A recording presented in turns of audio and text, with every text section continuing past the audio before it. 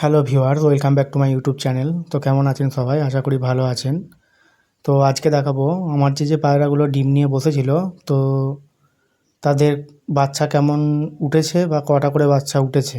দেখুন, এই পেয়ারটা হচ্ছে লোটনের ডিম দেওয়া ছিল, তো লোটনের একটা বাচ্চা উঠেছে এবং ডিমের ভিতরে একটার মুখ ফেটে গেছে।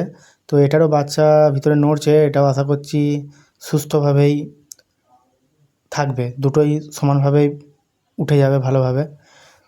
আর আমার এমনি সচরাচর ডিম নষ্ট হয় না, দুটো করেই উঠে যায়। কোনো কারণে হয়তো একটা ডিম নষ্ট হয়ে যায়, খুব কম, তবে দুটো করেই বাচ্চা ওঠে প্রতিবার এবং দুটোই খুব হেলদিভাবে বড় করে। এটা পরপনের জোড়া, দেখুন এটা পরপনের জোড়া, এটা পরপনেরই বাচ্চা দেওয়া ছিল, পরপনই নিজের বাচ্চাই তুলেছে। এরাও খুব ভালো খাওয়ায় বাচ্চাদেরকে, খুব ভালো, দুটোই সমানভাবে বড় হয়। আপনাদেরকে আমি আপডেট দেবো যে আপনারা কীভাবে দেখাশোনা করলে পায়রাগুলি দুটো বাচ্চাকেই আপনারা বড় করতে পারবেন। এই লক্কা পেয়ারটা দেখুন, যে লক্কা পেয়ারটা আমি বাইরে থেকে কিনে এনেছিলাম, তোর যেটা টাল রোগ হয়ে গিয়েছিল, আর এই সাদা বাচ্চাটা যেটা আমি হ্যান্ড ফিডিং করেছিলাম, দেখুন এখন পুরো বাইরে বেরিয়ে গেছে এবং ঘোরাঘুরি করতে পারে, উঠতেও পারে হালকা হালকা, কিন্তু খাবার খায় খুব ভালো, নিজেই খাবার খাওয়া শিখে গেছে। আর এইগুলো আমার বাড়ির যে লক্কাটা ছিল তার বাচ্চা। আর এই দুটো, যেটা ফিমেলটা টাল হয়ে গিয়েছিল, তো চিকিৎসা করার পর এখন পুরোপুরি সুস্থ হয়ে গেছে, তাই আমি এদের সাথে এখন মিশিয়ে রেখেছি।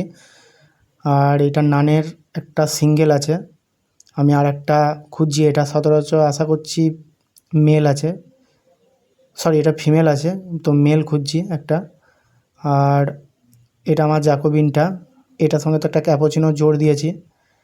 তো ওরাও খুব শীঘ্রই ডিম দিয়ে দেবে। বৃষ্টির জন্য ভিজে যাওয়ার কারণে আমি ওদের যে সরাটা, ওটা আমি বাইরে বার করে রেখেছি, আবার এটা আজকে দিয়ে দেবো।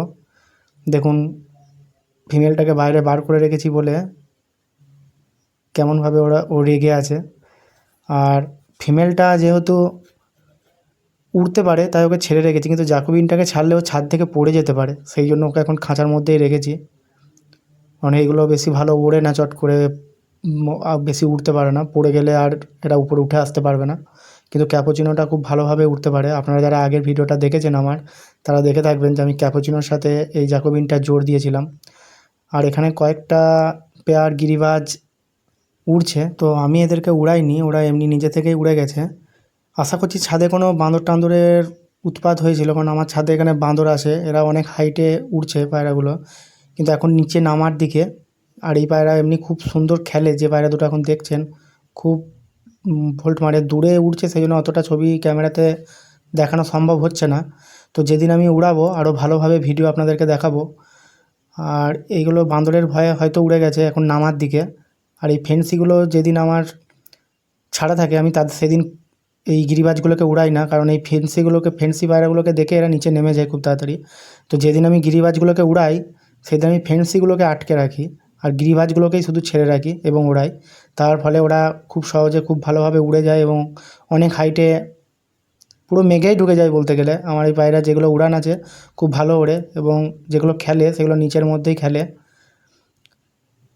কোয়ালিটিও খুব ভালো। দেখুন, নামতে নামতেও আবার উঠে যাচ্ছে, মানে এখন এই ফেন্সিগুলোকে দেখে নামার চেষ্টায় আছে, কিন্তু তবুও যেহেতু ওরা একদল উড়ছে সেই জন্য নামতে চাইছে না। একটা দুটো উপরে উঠে গেলে তাদেরকে দেখে আরও কয়েকটা আবার উপরে উঠে যাচ্ছে, তো আস্তে আস্তে নেমে যাবে। আর এই গিরিবাজগুলো রেখেছি শুধুমাত্র আমার এই ফেন্সির ডিম বাচ্চা ফোটানোর জন্য। কয়েক জোড়া বাচ্চায় আমি শুধু নিই গিরিবাজের, যেগুলো খেলার হয় তাদেরই নিই। উড়ানগুলোও দু এক জোড়া নিয়েছি, কিন্তু সেল হয়ে যায় আমার খুব তাড়াতাড়ি এগুলো।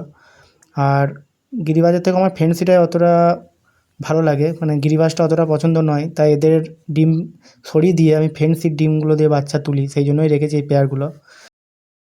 তো আমার এই ভিডিওটি কেমন লাগলো আপনারা অবশ্যই কমেন্টে জানাবেন, এবং শেয়ার করে দেবেন সেই সব বন্ধুদের সাথে যারা পায়রা ভালোবাসে। এবং চ্যানেলটি সাবস্ক্রাইব করা না থাকলে সাবস্ক্রাইব করে পাশে থাকবেন পরবর্তী ভিডিওগুলি দেখার জন্য, কারণ আমি এরকম ভালো ভালো ভিডিও আরও দিতে চলেছি। ভালো থাকবেন, সুস্থ থাকবেন, ধন্যবাদ।